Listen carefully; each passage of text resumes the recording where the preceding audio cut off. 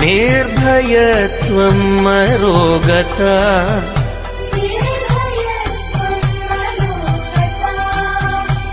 अजाड्यम् वाक्पटुत्वम् च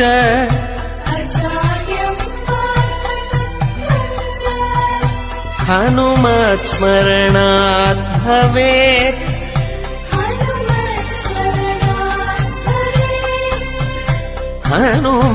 हनुमत्स्मरणात् भवेत्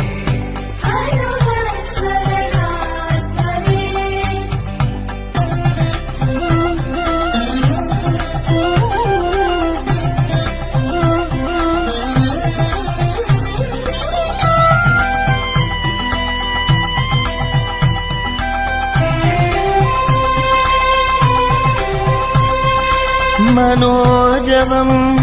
मारुततुल्यम्